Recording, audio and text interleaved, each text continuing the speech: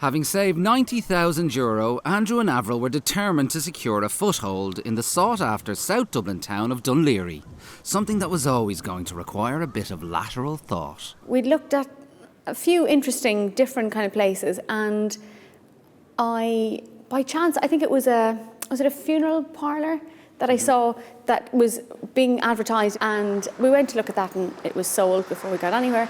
And then I kind of thought, the commercial listings, that's something that I haven't looked at yet.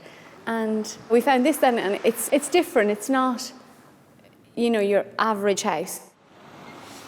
When I brought my sister to see it the first time, we drove up and she's like, where is it? I'm like, that's it there. And she's like, but it doesn't even look like a house. And I was like, yeah, it's not supposed to. Andrew and Avril's future home is a disused storage unit on a side street in Dunleary. The asking price was 120,000, which we couldn't afford. So we went back with an offer of 90 to the estate agent. But his first reaction was, come back with a sensible offer. The total cost in the end was 105,000. Wow. Hi guys, how are you? Nice to meet you. So this is what you want to turn into a home? Yeah. Well, if possible. If possible. I like that look of something that's a bit kind of shabby, and all this industrial kind of stuff, if that could be kept, would be really nice. Is this your boundary? Yes. There's no garden, there's no courtyard, anything hiding behind there? No, nothing. So this is your boundary? And that, That's there's your a boundary. pub there and an accountant's there. And then over here you got double yellow lines running And along that. So a loading bay, You're hemmed in. It's a loading bay, so like trucks stop just there. You don't even have a footpath? No, on this side there's a bit of a one, but there, no, Nothing. It's got two boundary walls that are onto nothing. It's got double yellow lines on one side. It's right out onto a public street. It's dark, it's cold. It feels big on the ground floor, but it's not big. It's probably about 1,400 square foot maximum.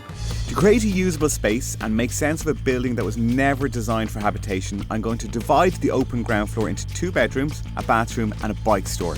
Upstairs there'll be a large open plan space with a kitchen, utility and a living dining area lit by new windows, including a large wraparound corner screen.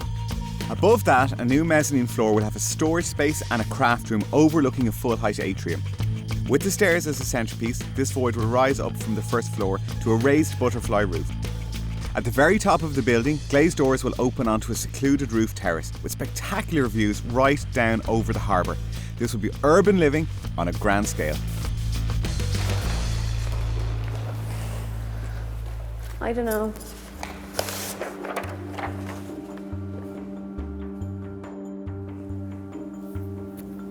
Yeah.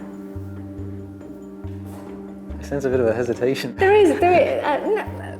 I'm just, I guess I'm taking it in a bit.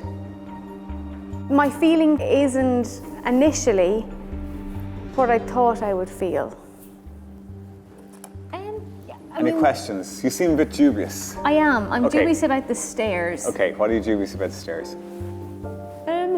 It seems to be like a very significant element. Exactly. And that's the idea. So I wanted to to create this stairs that would wind its way up through the whole house. These are just some of the images that I pulled up of kind of buildings and references. So these kind of stairs here, I really want this stairs to be the the core of the whole thing. So we've got this really funky stairs that kind of meanders its way through the whole house. I think the stairs looks very designed, and I don't think, I hadn't that in my head. If I was to visualise what I thought it would feel like or be like, I didn't imagine this big stairs in the middle. What's the impression? I like it. I wouldn't say I love it. I love the outside of it, but I'm concerned about the stairs. It's pretty good going, actually. Only one thing. What I am confident of is that the plan works, and the stuff that Avril wants to make it her home, to make it an Avril house, that can all be done. She can't see it right now, but I'm okay with that because I know that it will all end up in the finished house. After 5 weeks of construction, Avril and Andrew's cherished dream of a unique urban dwelling in Dún Laoghaire is proving a logistical nightmare for contractors Pascal and Damien Kidd. We have to be aware that there's people and traffic moving up and down all the time. From the very start of this project, the first floor staircase was the one aspect of the design Andrew and Avril couldn't quite envisage. Now, having seen the bespoke stairs at Rathmines, they know exactly what they want. We spent last Saturday coming up with what we were hoping the stairs would look like. Are you keen on open treads? Is that what you want? Yeah. What we have allowed is 8.5. Yeah. But this is coming in at about 13. Yeah, at a budget estimate, we're about 13.5, 14. Okay. Okay. The main reason is the steel underneath it and supporting it on steel and the open treads. But the idea of having the steps cantilevering out. It's an open plan staircase up to mezzanine level, like that's 3 floors. Yeah, I can see how it would work. Okay. From my engineering background, I can see how this could work. I don't think it'll work for 8.5 grand. That's what I'd say to you. Okay. It would work, absolutely. If you had a 20 grand budget, yes, it would work, but not for 8.5, and that's the problem. Could you get a stairs that stands itself like that? Yeah. That's the stairs. I know, but without Which are closed. And so, in an odd departure from best practice, the clients and the QS have a stab at designing the new stairs. A collaboration involving everyone but the architect. Well, you could. Unless you it has could, a support on the side. You'll have supports like that. Yeah, exactly. Which are not the prettiest, and most people cover that up. Yeah. We need to go back to the drawing board. No, I don't think we do. Okay. What have I started? Oh gosh. Okay.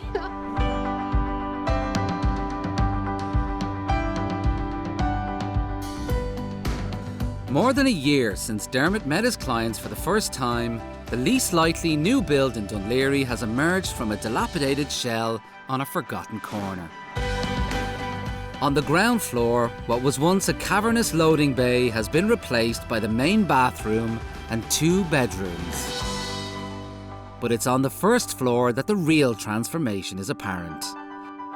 This bright, open-plan space, flooded with light from a void stretching all the way up to the roof, is where the building really comes into its own.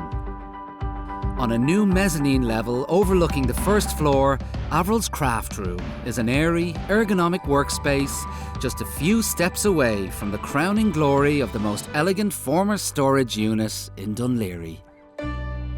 I don't think I've ever been as excited as I was when Andrew and Avril gave me the first tour around this place. It's these projects that you wait a lifetime for.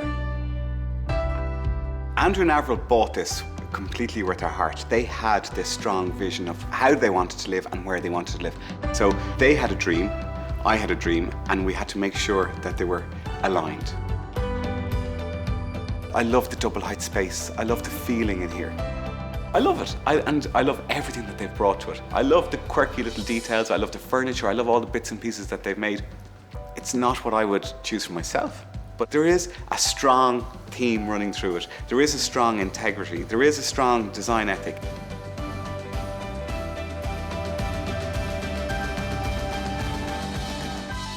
This was never just going to be a house. This is like a child. This is something that they love, that they've created, that they know every inch and every intricate detail. This was the culmination of both their dreams. 2 of them coming at it from very different angles, but it really, really worked. This was a very inward-looking building, and I wanted to turn it and look outwards, turning it upside down, living on the first floor, and capture the street, and capture the church spire, and capture the sky, and introduce a garden. Then by putting the butterfly roof on the top, it opened it up, but the butterfly roof just reached out to the sky, brought the light in here, and right down into the middle of the space. I think it's just a thing of beauty, and yeah, I'd fight for it all over again if I needed to. Love the stairs.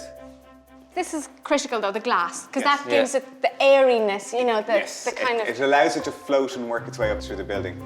The stairs that was in the original plans, I hated, because it was a very solid thing. I couldn't see this building with a solid stairs. But yeah.